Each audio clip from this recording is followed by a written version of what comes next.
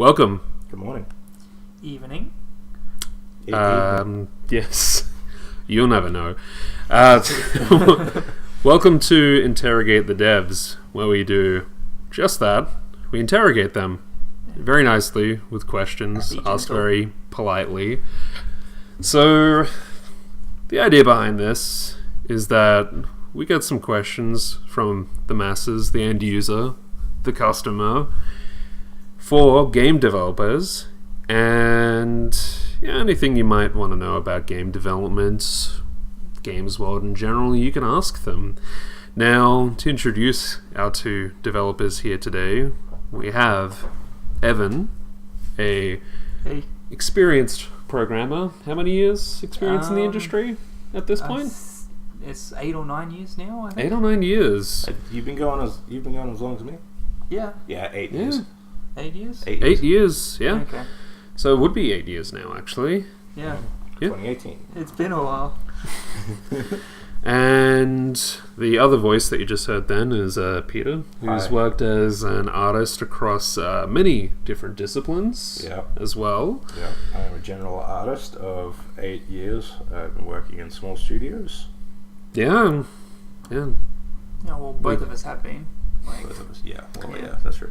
Our other guest could make it. Evan couldn't make it. Other Evan, yes. But we want to do this again, so hopefully we'll be able to do another one of these and get Evan in on that one. But anyway, we asked around and got a few questions to begin with, so I guess we'll just jump into those. Yeah. And I guess we can pick these almost at random. Okay, let's start with I think a fairly common one that a lot of people outside of the actual development space ask, and that is, why are more and more games seemingly all about graphics and less about actual, well, I guess content, and by content they mean games are now shorter. You could have a game that looks gorgeous but only goes for about 4 hours, or alternatively, they actually just haven't focused on the quality of the content. So the game's just bad but looks good. Yeah, because that's you know why though, right? Like it's because that's why I'm asking, buddy. Oh, okay. Yeah. Why don't you answer it for the good people? All right, one of the answers it's is because it's expensive. Yeah, It's where do you think the money's going? It's like this new tech comes out, and then Sony or Microsoft will turn around and they'll say, "Hey, we'll publish a game if you just make it for us." So you get a budget and you go, "Cool, this thing needs to be on their bestseller." And you know what sells? Pretty graphics. Yeah, it's great for marketing as well. Like, if it Great looks for pretty, people go, "Ooh, shiny," and jump on it. Like,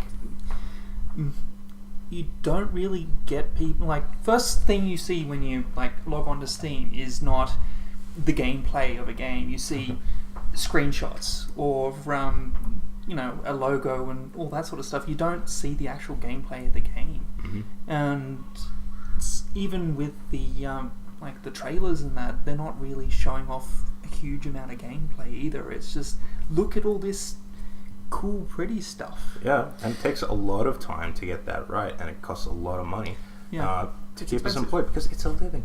I need money. I need to, buy avocados sometimes. It's kind of interesting because I remember when the PlayStation 4, and the Xbox One, the current generation, when it first came out, some games were seen to be pretty but not good. And the way they actually said, one of the things that was said in reviews about them is that if you want something to show off your pretty new purchase, this is going to be the game for it. Yep. Yeah. I think that one in particular was Killzone Shadowfall and Knack. What was another one as well? So yeah, I guess that's the answer there, is that people want games to look good, or at the very least, the people putting the money behind these games want them to look good, because it's all marketing, and it costs so much more to actually be able to try and fix the game behind that to match those pretty visuals. Yeah, and just on another point, before I forget, it's actually a pretty game is a much safer bet for a big company as well, rather than something that looks, not so great but has fantastic gameplay. I guess it's an easier sell. It's those first impressions. Sure. Yeah. Now, I have to point out, right, there are pretty games out there with amazing gameplay. Absolutely. But they take so long to develop. An example here that I'm bringing to your attention is Horizon Zero Dawn for the PS4. Okay? Yep. It was released March 2017. It has been in development, right, since 2011. That's a 6-year development time. That's also got a significant overlap with Killzone Shadowfall, because both were made by Guerrilla Games. They're developing them simultaneously. Yeah. So they've so Killzone 3 was wrapped up development in 2011, and it was immediately after Killzone 3 that they started. Oh wow! Okay, so that's one of their core teams. Actually, while I'm thinking about it, there's an excellent documentary online by NoClip that actually goes into how Horizon Zero came to be. It's quite an interesting watch. Oh yeah, I would like that because Guerrilla Games do make very pretty games. They I'm so wrapped in this. My partner and I had just got Horizon, and I was late to the party, but I'm so hooked on that. It's a lot of fun. I know when I eventually pick it up, once I'm past my my budgeting, which involves a game purchase sabbatical, weep for me. That's going to be one of the ones I want to go for. Yeah. Let's move on to the next one. This one's a bit more of a...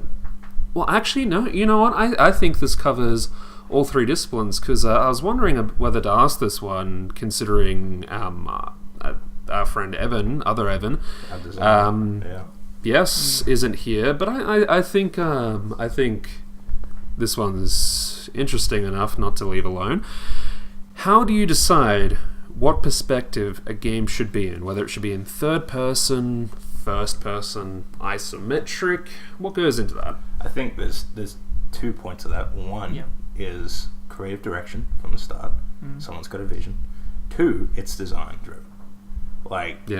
Could you imagine StarCraft first person? I mean, another thing that is very true. Some genres kind of make that decision for you, don't they? Well, that's what, because design, I don't know. I guess programming. I was just going to say as well. It also does depend on what your team specializes in as well. Yeah. So I mean, you don't get a team that specializes in 2D to just all of a sudden do a first-person shooter. Yeah. Because they've got no idea what the hell they're doing. And I've seen that. Yeah. I've seen that. I'm thinking about a very specific example, but not naming. Okay. Can I name a good example? Because it did actually remind me of a particular game and studio. So Creative Assembly makes the Total War series. Yes, and they jumped Alien Isolation. They jumped from a epic scale war and conquering and strategy game like the Total War series across to a first person, a lot of the time kind of claustrophobic very densely rich environment kind of game. It's not an absolute rule. It's not an absolute definitely not. You just got to love it when it works. Yeah, you got to love it when it works, but are you sure it's the same development team? That is another point. As a whole, they could have the same guys that create the content and everything, but what you want to do, if you're changing something big, and this is something I'll say personally, recently, at the studio, we should have done it from the start, is hired an expert early, someone who knows the pitfalls, who's going to be able to give direction. Because the art team will adapt, right? Yeah. But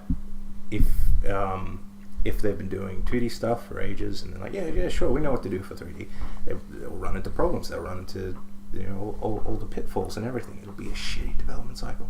But if you go and hire a lead or a creative director or a studio manager or I guess a producer or someone who has experience leading those teams and giving direction on how to make that, then you're probably going to be okay. And I guess considering that, I mean, you do want to invest in the proper talent behind it. As to creative people, though, do you ever wish that you'd get the opportunity to kind of break out of the mold, so to speak, more often? Say, for example, Evan, for yourself, a lot of your projects tend to be, to my knowledge, that they're first person and third person. Yes. Those have been your primary games released. Would you ever want to work on something outside of that? Or would you consider it too risky yourself? Like, me personally, I have no issues working outside of that. You and I have worked on things like that. Yeah, no, I've worked on 2D stuff before. Yeah. Like, it's been quite a few years now since I've done 2D stuff. But I'm not against doing 2D stuff, because as a programmer, it's not that much. It's actually easier for me to work on 2D stuff than 3D stuff. Like, from True. a programmer's point of view. That is true. So, Getting it right, Yeah, I though, get is Yeah. the next thing, I guess. I mean, there's a lot. I guess it's a lot harder to nail the feel of, say, like a 2D platformer, like making the controls and all that feel nicer in 2D compared to 3D. I'll agree. like- Yeah, there's something very fluid about, say, the movement in a game like Call of Duty. Which you got to admit, they've got the movement down pat. That's particularly good versus, say, making the movement in a platformer feel good. I mean, compare It's the a lot movement harder to get between, right. say, Braid and Call of Duty. You can see one of them tends to feel a bit more right than the other, no matter how you look at it. Yeah. Although that could just be a case of apples and oranges, to be honest. Yeah. Yeah? Yeah. Alrighty. Let's move on to the next one. I guess so. Alrighty. Now, this was, I guess, more of an industry question, but Good, yeah. I found it, and I guess more for people who want to sort of work in the industry, and that is, and this one's going to be a bit technical as well, so we might want to sort of preface it with a bit of an explanation as to what they're asking about here.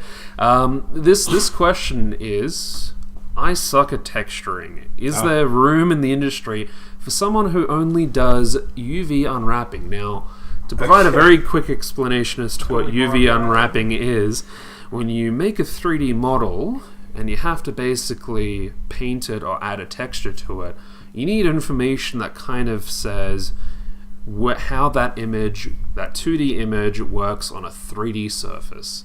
And translating that is kind of what UV unwrapping is for.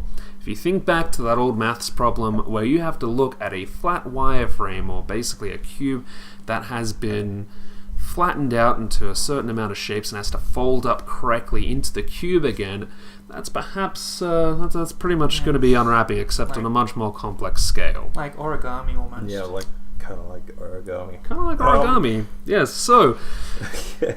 and this is going to be an interesting one. But what do you reckon? Is there room in the industry for somebody who does specifically that? You'd probably Well, know this more than yeah, me. Like substance and that now does help. Substance and everything. Yeah. Oh, you still need a measure of unwrapping before you use all that. You can be sloppier with your unwrap. That's Yeah. true. No, it's the other way around. It's like Is it? it's. Is there room in the industry for someone who only does UV unwrapping? Only does UV. Does unwrap. the That's why I'm unwrapping. saying, like, substance, you can probably get away with it now. Oh shit. Okay. So, short answer, not really. No. See, okay, all right. A lot of stuff we worked on is very much general skills, and it's very expected that a 3D artist already has this in their skill set. There may be, it could have happened that in larger companies, what happens is they hire people for specific skill sets, but it's still fairly broad. Like, Yeah. we'll get someone who paints faces for a living, but they still do unwrapping, that kind of stuff. We'll get someone who, builds houses or trees or something like that. Very, very niche things. And it's probably happened once, maybe, I don't know, that a studio has found itself in the position where they've got a series of artists that go, oh, I'm not very good at unwrapping. And while everyone who is a 3D artist can actually do some unwrapping, they thought it was worth it in their budget to splash out on someone to specifically do unwrapping, specialize. a special role. That's incredibly unlikely. That is really unlikely. You'd have to be looking at the big AAA studios, and even then, there's a lot of artists that are like, oh yeah, I got time to unwrap as well. So they probably have. Like I was saying before, though, you can sort of get away with substance in that, but even to clarify, substance is a sort of a material making tool, and it does actually help quite a bit with texturing. Now, if you're talking about the auto unwrap stuff, when you're doing painting directly onto a model, I think messy still. I think it might just be more quite messy still. Yeah, I'm just thinking. Well, if they're good at unwrapping, and they just need something to help with the texturing side to make them a bit more substance viable. Quixel. Yeah, Quixel. ZBrush. Like, seriously, have a look at the Spotlight stuff in ZBrush. You want to paint, you want to do shit on that. Yeah, because I'm just thinking, like, the guys, like the artists in my team currently, they haven't touched Photoshop since we've started our current project, just because we've been using Substance. Yeah. I love Photoshop. So yeah, I'm not saying you can replace it with Substance, but like, as long as you're okay at texturing, you can probably get away with it. And like, again, this is more a question for you guys than me. The art side of things. Yeah. Yeah. You could get away with it. I mean, yeah. But to answer the question, realistically, no. Yeah. Like, professionally, definitely not. No. But yeah, as a hobbyist, you could probably. Yeah. Unless you as a hobbyist, I reckon you'll find a plethora of modding projects and stuff that will be happy to have somebody to just take a lot of that tedious work away. Yeah. Now, unless of course you are so good, like you are better than anyone else at doing this. It's like, I am the number one unwrapper, the master, the master of unwrapping. You know, that people see your work and going, shit, that's a 10,000 poly character which has got like the most amazing texture on it, and they've unwrapped it to like a 128 texture and it's crisp as shit. Oh my god! Could you imagine? I can't imagine. No, I can't imagine, exactly. But I mean, something like that is what you need to really pull your socks off. Yeah. So there we go. Maybe work on the things you don't like so much, so you can be a bit more viable. I gotta say, in general, you should be doing that anyway. You should be doing that. You should be working on your weaknesses. Work on your weaknesses. It would be a lot easier to get good at 3D art, modeling, rigging, whatever, than it is to get to a specialist field of unwrapping, because it just doesn't exist. Especially in this day and age. Because there are so many indie studios popping up everywhere compared to the big, like all the big AAA ones are sort of slowly dying in a sense. Like, well, that actually kind of leads us into another question that we received, and that is, how do you fix an oversaturated market? As in, there are just too many games being released these days. How do you fix that? Can you? Gonna hate the answer for that one. Yeah, well, that's the thing. Like, that's Jesus, you just like, my first answer to this is it depends whether you want to shut. Like, the short answer is make it more exclusive. So rather than the $99 get on Steam or $100 get on Steam model that they currently do, raise the price and make it much more exclusive. The only issue with that is it kills developers. Yes, you knock out a lot of the small indies. It'll knock out a lot of the small indies. So, imagine a world with no Limbo. Yeah. So, it's not an easy. Like, there's no easy solution. There's a reason why it's such a big issue on Steam and iOS and Android, because there's no real easy solution to this. Mm-hmm.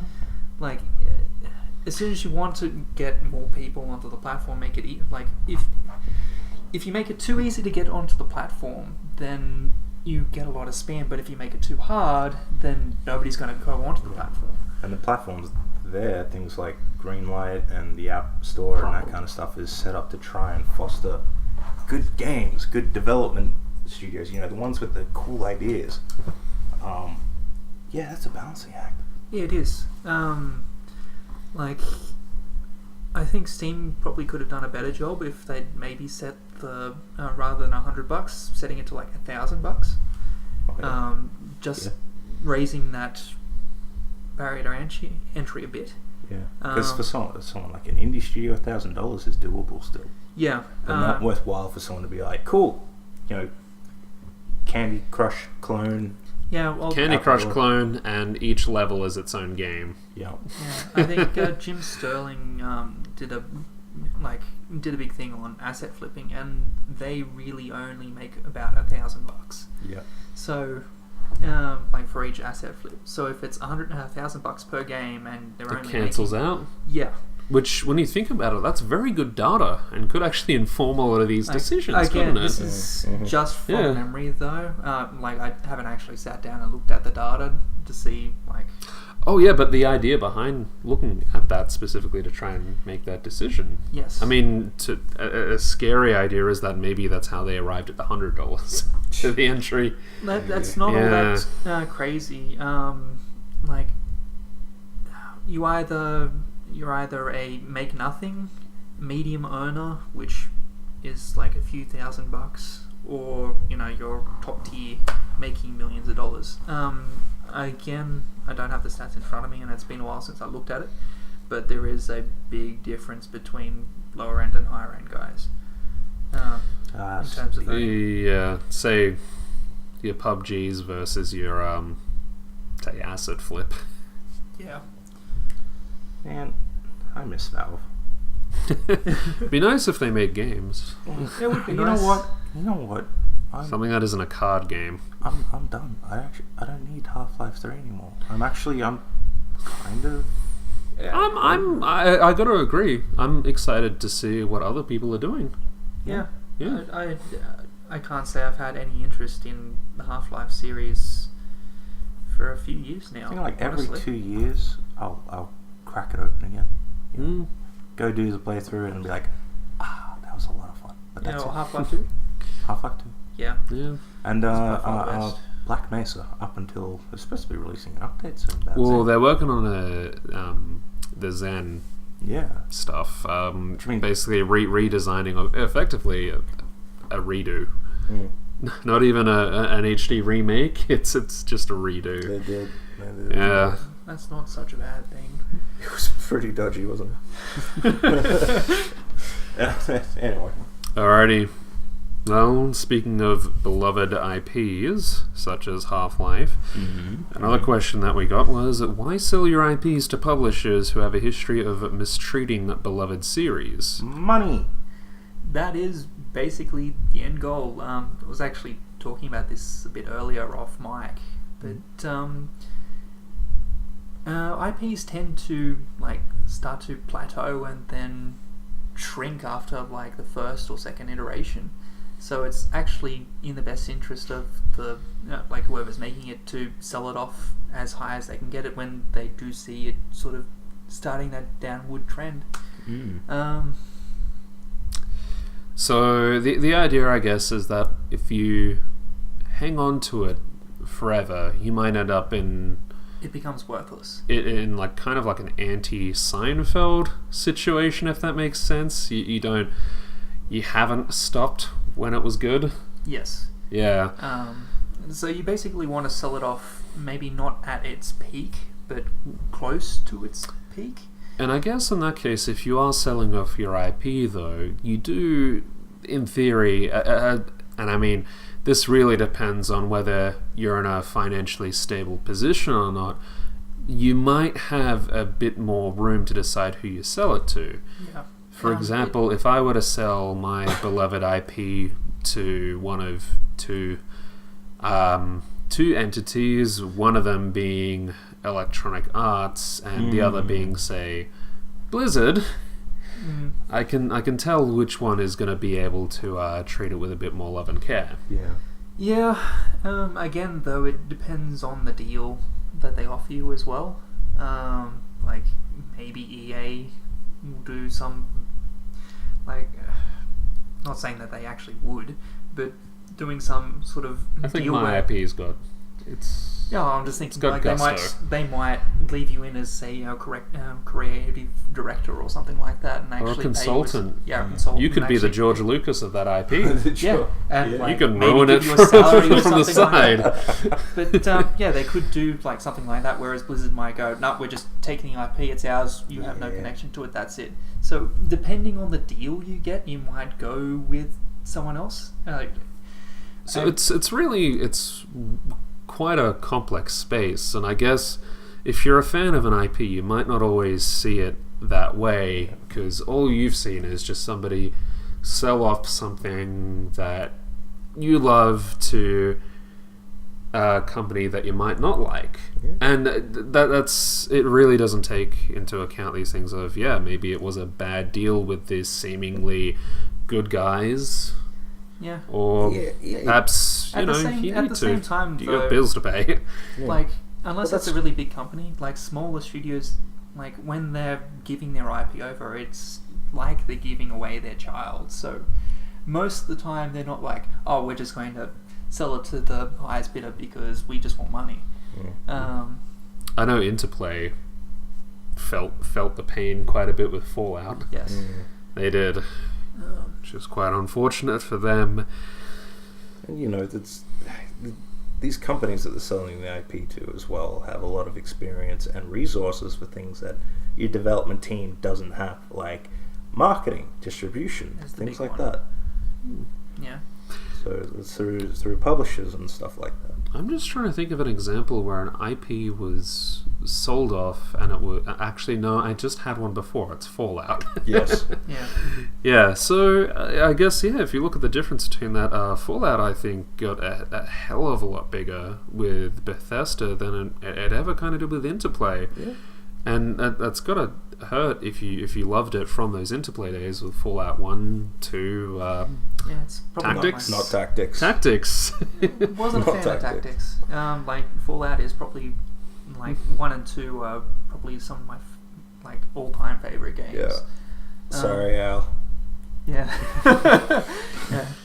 There might be a bit of overlap with People Present and Tactics. And tactics. Yeah, Yeah. we may have worked with. Yeah. Yeah. Yeah. Yeah. Quiet. You're going to ruin everything. Everything. But It's like no one's going to sell their IP if they think they're going to make a loss.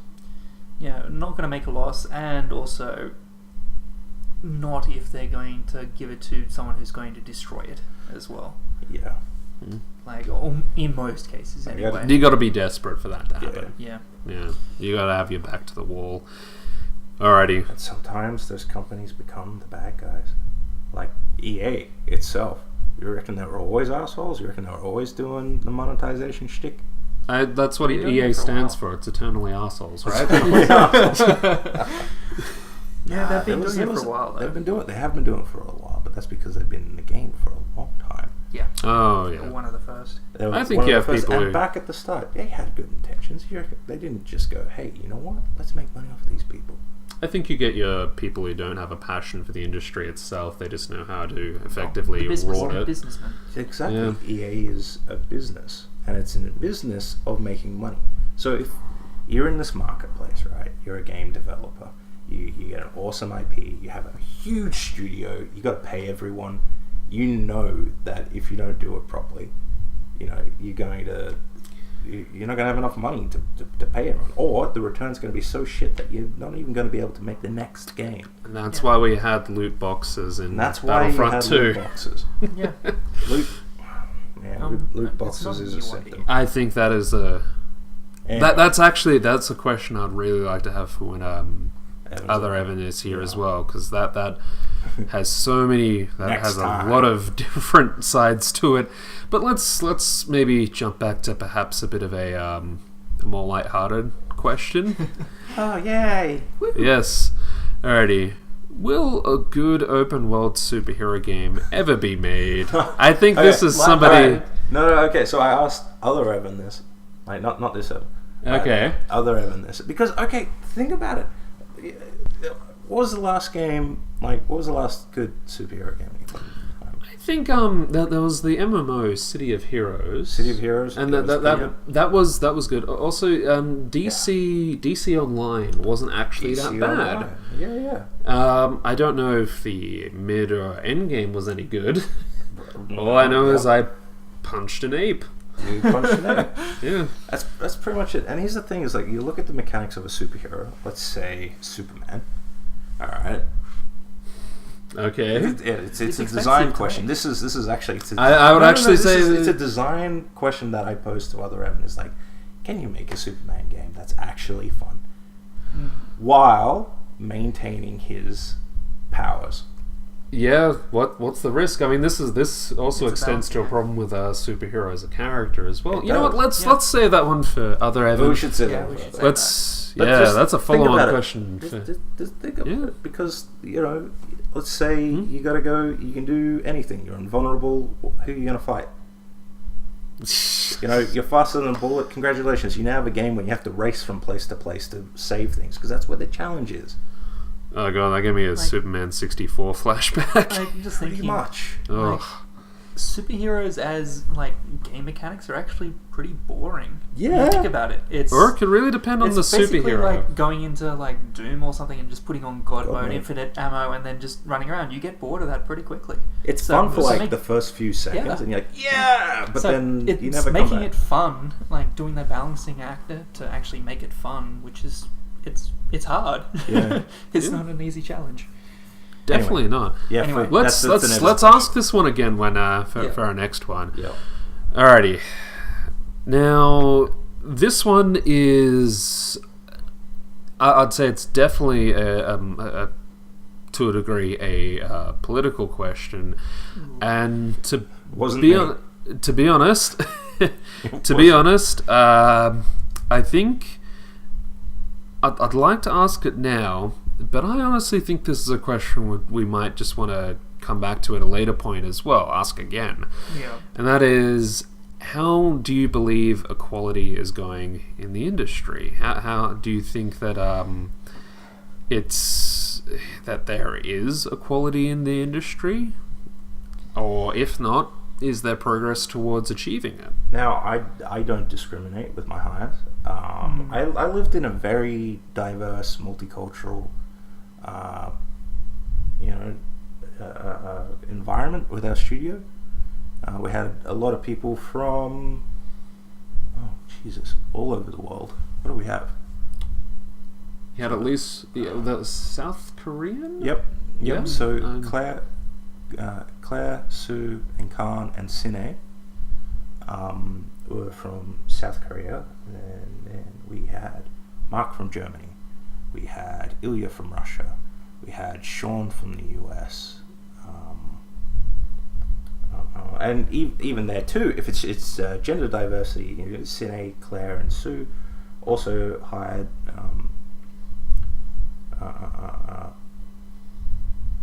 on their merits, Yeah. skills. I don't know. It's not something I ever thought as an issue in our office, and it never. It's probably more of an issue in our office, honestly. Is it? Yeah, well, it's 5 white males. What do you do? Hmm? Like 5 white males. Why is it an issue? It's mainly because they're all X2K, Okay. and X2K. Well, that's is, a different yeah, thing. I know, but I mean, just like it's So- not. I'm not going. Oh, we need to go out now and hire women. Mm. It's just, I think the industry as a whole is Mhm. still very like male dominated, Mm. but I think it is slowly going towards like I think there was other question in there, like you Well, know, there was going to be a follow-up question to Yeah. this one, Okay. which I'd say it's actually very like the follow up question, which you can ask it now, is very connected to this. Yeah. I believe. Yeah. I have no tolerance for any sexual or homophobic slurs or any racial slurs neither. in the office or anything like that. Yeah, we don't do anything like that either. It's more just introducing. I've been in workplaces outside of the games industry that are fucked, if I can say that. Yeah, well, you can definitely say that. This is Australia, where no one is like pretty bloody racist. Yeah. That's just how it is. No, I'm happy to say that the workplace I was in was Yeah. quite nice. So I guess, sort of saying that, I guess this is a difficult question to ask, and this is one of the main reasons I want to ask it again, is because there are so many different experiences out there, and the games industry it's hard to see any sort of uniform in it too, in terms of how workplaces are set up, how what the actual workforce of a studio is comprised of, who it's comprised of. For example, Evan's studio here seems to have effectively come about not necessarily from a point of view of we want a studio of 5 white males. It came about from 5 people who knew each other and wanted to make their own studio. That's exactly it. Yeah. So that there was no that was the line of reasoning there, and I guess because you're a small studio as well, you have to try and show some diversity in other ways and try and approach it differently, which I guess can kind of lead into the next question here, and that is, will we see a more even split of interesting, well-written female and male characters? And that comes from, dialogue, design, the characters themselves. Because I guess if you want to look at the stereotypical approach to women that games have had for a while, a lot of games, not all games, but a lot. It's not great. Yeah, definitely not. The studios are driven by a culture, by how it's built, and it depends on how that culture is built. If it is a diverse workplace with diverse thought and thinking, that kind of stuff, sure, no issues. But at the same time, like, you can have a pretty toxic culture making a game. You could have the most redneck KKK game development studio that makes what they think games are. You have people who are probably a little bit more sexually devious, who have an idea in their head that women should look a specific way. They'll make games that look like you see. I think we'll head to a way that's a lot more representative. What I was saying before, like, this question is very much integrated into the previous question, because it's more, when there is more like diverse characters in games, then more people will be interested in those diverse people in games, and those people from diverse cultures and women and that will get more interested in games, and then actually come in and start making games, and then they will make more diverse characters in that in-game. So it's like a feedback loop. You need to be able to show that there is definitely space for all kinds of people in the industry. Yes. Yeah. And the products that you make can go a long way to proving that. Yeah, but it's not just the products, it's the community. Yes. So my experience with games is, I played games, I had a lot of fun. I've played with friends, and I went, shit, yeah, this is great. I'm going to get into this is fun. Now, that experience could have gone completely differently. If I got into games and everyone's like, show us your tits, you just get loot because you're a chick or something like that. If I get, screw this, I'm out. Yeah, if I get a really crap experience playing games, I probably would have never have even thought, fuck it, yeah, let's make games. I probably would have been turned off the whole thing. Actually, this is potentially input from my partner Karina. Yeah, mostly just to say is like how. Because obviously, gamer. like we can try and answer these questions here, but Like, we your do have to experience as a make gamer, a note yes. that we're not the most qualified people to try and answer this. What are you talking about? I have the old divining rod. I can make decisions for women. Oh lordy! Your input as a gamer. Well, experience. Like, in terms of experiences I've had, it hasn't been as bad as some of the stories that you hear out there about, you know, what women experience. But certainly you do get a lot of people giving you attention in games, whether that's unwanted or not. They want to chat to you a lot, and you'll often get sent like private messages and stuff, which are usually just deleted because it's not worth your time.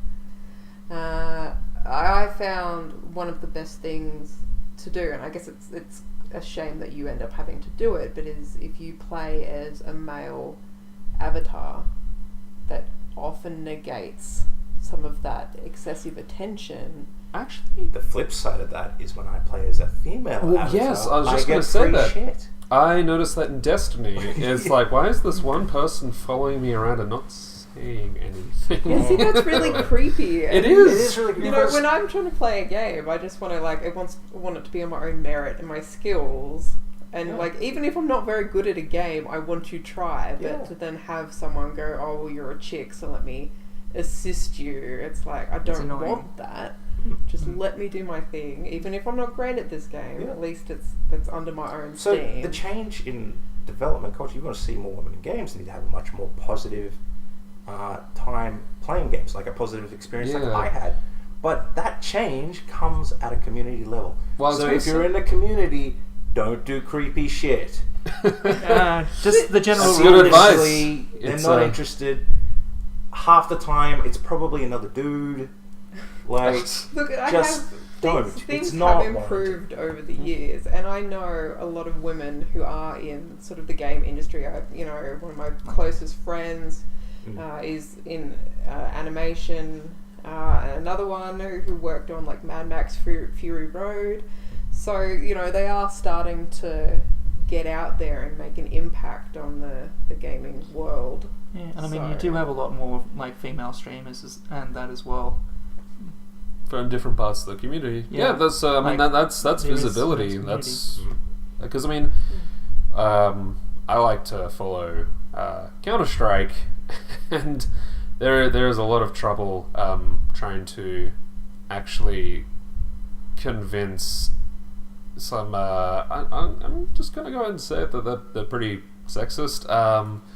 That it's worth watching the women's games, and that's actually a whole other kettle of fish, because it's also whether there should be separate divisions. Anyway, but there are so many other people who've discussed this way better than I could. We're seeing that change though, across the board of everything. Which is good. I'm really proud to say, the missus and I got into AFL, and because you see the women's AFL league that started up, everything was sold out. Everything was really good, and our team won. Just saying. Just saying. Adelaide Crows. Oh my god!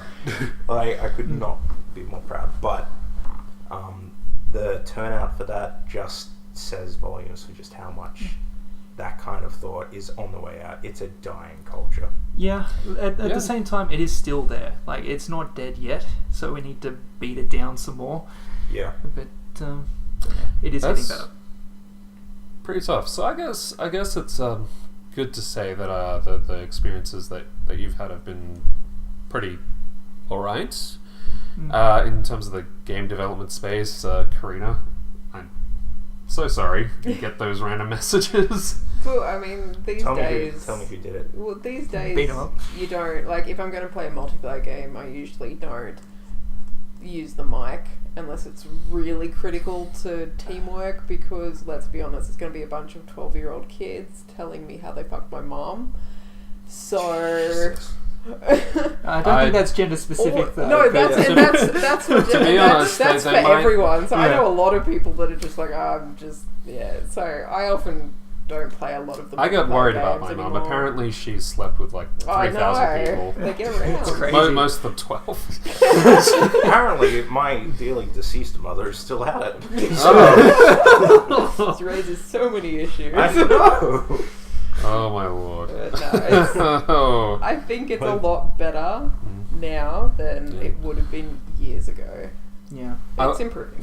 I would also like to say, I mean, this is the first one of these that we've done, but one of my hopes is that we do get more and more developers on, and through that we can get some really diverse opinions and experiences, and one of those is for sure to get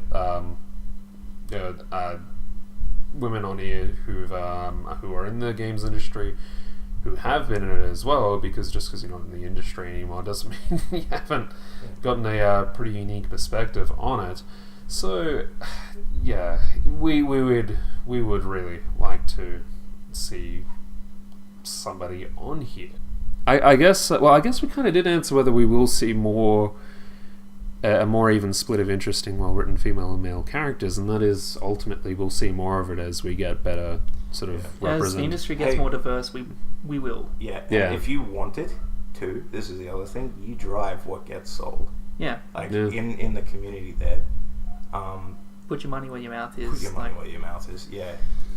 You're starting Support to those see roles. You are seeing more really interesting female characters again. Like we talk about Horizon Zero Dawn. Alloy, Yeah. yes. Oh, Yeah, Alloy. Really like interesting. that is a really interesting and rich character in a really rich world. Yeah. No spoilers. So- I haven't finished it yet. But, you know, like Life it's- is Strange. Life is Yes. strange. Yeah. Gone Home is a really good one, actually. Yeah, Actually, even I didn't mind Beyond Two Souls. I haven't played that. It is just an interactive story. but Yeah. it is- Well, I mean, they do those particularly well. That's what's her name? Ellen Page. Ellen Page, yeah. She and Willem Dafoe. Yeah.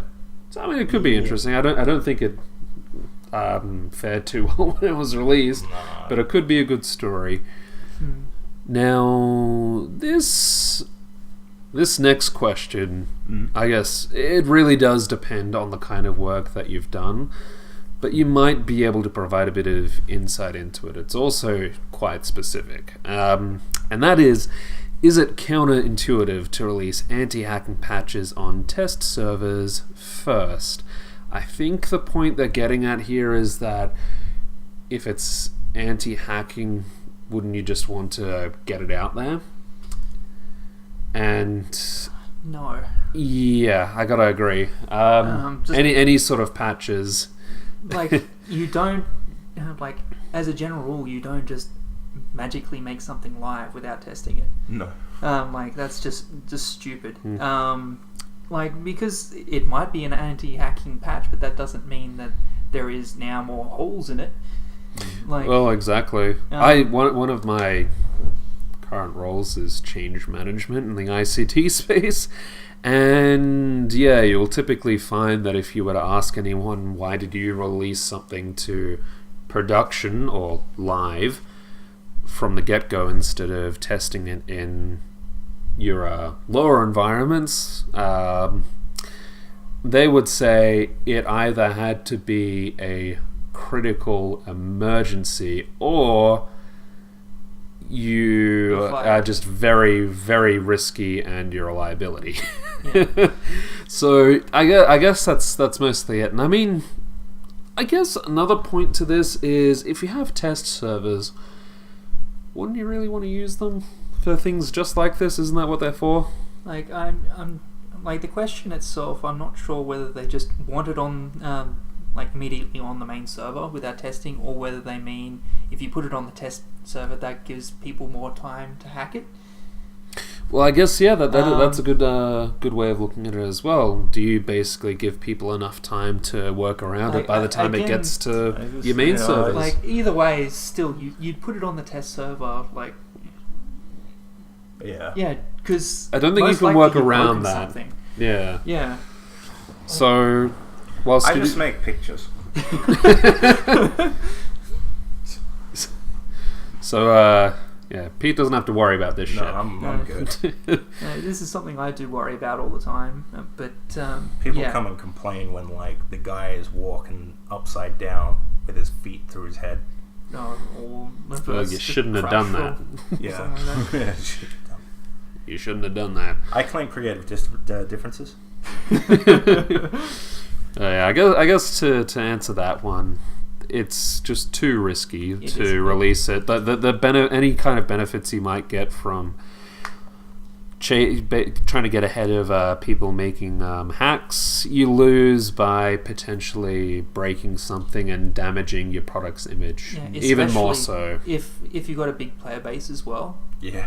then it's a really, really bad idea to just shove stuff live. It's like there's the reason test servers exists is so you have a small group of people to test the stability of it. Then Like, when it that's goes the whole wrong, idea. it only, Affects causes that issues small. for like a small sample. Yeah, and generally that small sample knows they're on the test server as well, so they will put up with, shit going wrong. Whereas if it's live, you expect it to work, and if it doesn't work, you get pissed. Oh boy, dude. Yeah. Oh, the gaming community. Oh yeah. My Short God. fuse. They're, Very they're, short they're a fuse. reasonable bunch. Come on. Okay. And moving on from there. What haven't we asked? Okay. Now, this is one that Pete and I talked about a while back, and kind of... We did? Well, yeah, we did. Ages ago. It's kind of what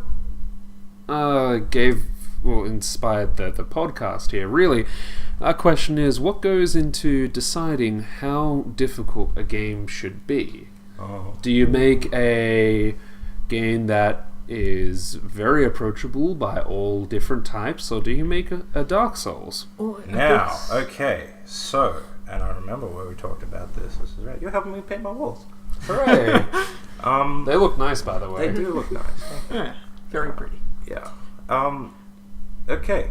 First thing to take into consideration is your target market, your demographic. That was the first thing Exactly. I was going to say. Yeah. Like, if you're aiming at hardcore gamers, you make it more difficult. You make it more difficult. You make it for them. You're making a game for people. If you don't like it, I'm sorry, it's just not for you.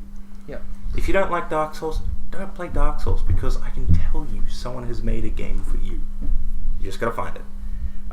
Which is the issue. Which is the issue, because the market is flooded. Separate question. Separate question. So your target demographic governs, I guess, the The base difficulty. the base difficulty. Thank you. Difficulty. Wow, I can English. Jesus, I only had one glass of wine. So that'd be much better as other Evan question. Yeah. But our entire game, from the start, starts from that first question of what is our target demographic? Who is this game for? Who is this game for? Like, you don't make Candy Crush and then dress it up to look like, Tim Burton's worst nightmare with Geiger penises everywhere. Alright? That's my game. Yeah, That's I know, for me. I know, that's for I'm you. your target audience. Yeah.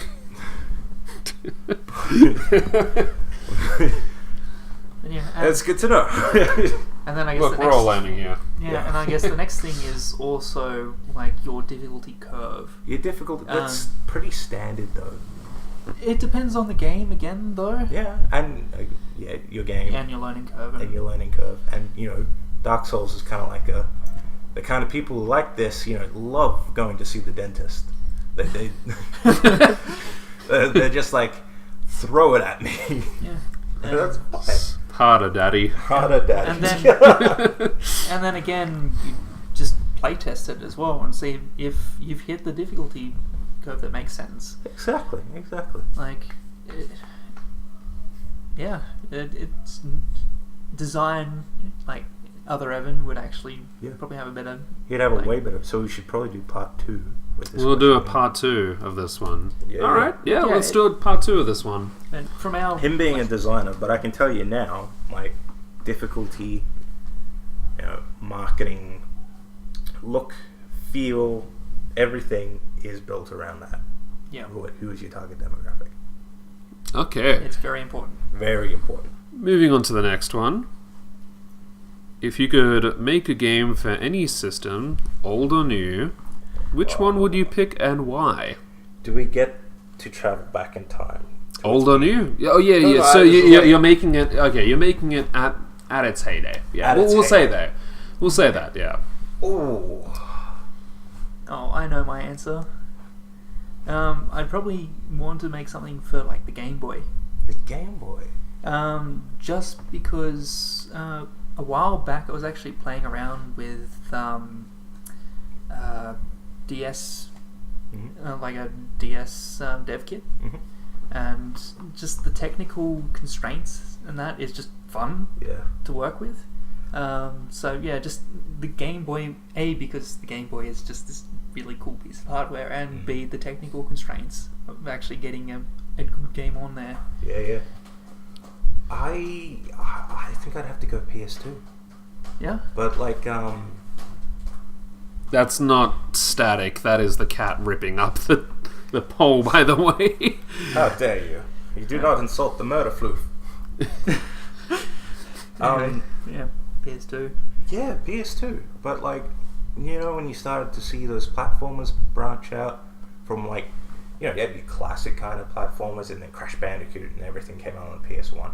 Since then, you had other platformers, other things like Ratchet and Clank and Jack and Daxter and all that other stuff. That would be a lot of fun. That's the sweet spot for you? That's the sweet spot for me. Oh. Yeah, for me, it's more just working on the hardware rather than actually traveling back in time to that era. Yeah. Like, even now, I wouldn't mind Giving it a go. giving it a go, yeah, Wicked. honestly. We're up to our last question Oh! of this bunch. Ooh. I guess this would probably be a good time to say that if you're listening to this and you thought of any of your own questions, you should totally ask us below in the comments. I would. This has been pretty fun, actually. Exactly. Ask me. Last question. I guess I wanted to sort of round this one off on a positive note. And, what has been your best experience as a game developer? Ooh. If you want to get corny, now's the time, you bastards. Oh, God. You know what? I had a lot of fun prototyping at MF with the guys. Yeah. So I guess You know, it was really early in my career. I was really... I guess a bit of background is MF. We were doing. I'm guessing you're talking about the mobile games. Yeah. So Should we did, tell them what MF stands for? No, that's alright. They don't know. They'll figure it out. Micro Forte. If they hadn't got the... They've full figured it tactics- out. Oh, shit! Yeah. So yeah, we did. I think it was 3 different 6-width. 3?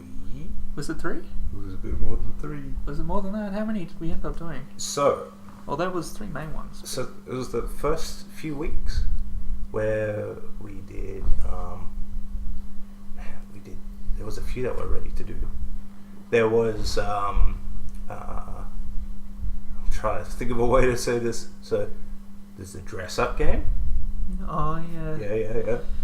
Yeah. The planet one. Yes. Yeah. Hint. I quite like that planet one. The balloons. Yes. I'm fucking concerned. You're not seeing the he actually winked then. It was a dirty wink. It was a balloon, man. Where you sticking those? I could probably just say Ascension. We also had... What was this? Oh, maybe it was when we got into DG. Wizards was later. Like, we didn't do Wizards then. Wizard? No, this is before Wizards. It was Brawl. Space Time. And That was DG. that was DG. I think we Oh. were Grumpy Dragon at the time. Yeah. Oh, I mean, that was... just to reminisce, I really liked that logo and the name. It was so good. So good. It was so good. There was a lot of prototyping.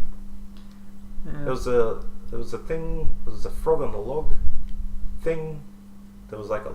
Sorry, no. There's this thing where you flick like a frog's tongue out at things. I can't remember. And there's the log runner. Mm. Oh, not ringing a bell. I think that was all Dreamgate. Yeah. Okay. So Well, yeah. Ascension was a lot of fun. yeah. Thinking my best experience as a game dev was probably like there's two main ones that stick out. One of them, I wasn't actually a game dev yet. Really? So this is going back to when I was studying at AIE, actually, and we were working on a prototype again in second year. Mm-hmm. It was like a zombie defense. I remember that one. Oh, I yeah. worked on that one with Yeah, you. so, yeah. So the reason I liked this project so much, like, wasn't so much that the project was awesome or anything like that. It was like we'd worked on it and we had, I think, 2 hours before we had to showcase it, and it was completely broken. Did not work. Did not run. It was just completely fucked. And then me and the two other programmers on the team basically sat down on the same PC and Just went through line Just- by line. just went through the project and got it, like, a collaborative program the crap out of it and got it working. God. It was so much fun. It was probably one of the best coding experiences I've ever had. That's incredible. The second one, which is actually, game dev experience, was actually releasing, I guess, getting gold on my first title. Like, That would've been good. yeah, so Epoch 2. And yeah, just getting it done, and it's Yeah. like, woo, it's on the store! Actually, yeah, I had a lot of fun with Light in the Dark as well. Yeah, like, just getting that thing done and out to people, and just really both exhilarating and scary as hell. Yes. Just because, are people going to actually like this, or they're going to hate it? Like, have I just, wasted all this time making this project, like this game? Or, will people go, woo, awesome? And yeah, just that moment of, pressing the button and done. Mm. It's probably one of my best moments as an actual game dev. Nice. Yeah. On the flip side of that, Are we going to do that? No, we want to... You know what? Are we going to say worst experiences, or do we want to save that one for next save it time? for another one. Let's save it for another one. Yeah. If you guys would like to hear what our worst experiences were, Should probably comment, subscribe. Yeah, do that now. Click on that bell. Click on that bell. Whatever the hell YouTube comes up with next. punch that like button You in look- the face. Like a boss. Look, YouTube will probably need you to poke yourself in the eye to get subscription updates in the future, so just make sure you do that too, okay? And hit the plus button, and then Oh, God. whatever It is. Yeah. Alrighty. Thank you for listening this far. Please, if you have any questions for these two or others, there's other Evan as well. He's coming, I promise. Then just leave that in a comment below. Thank you all. Bye.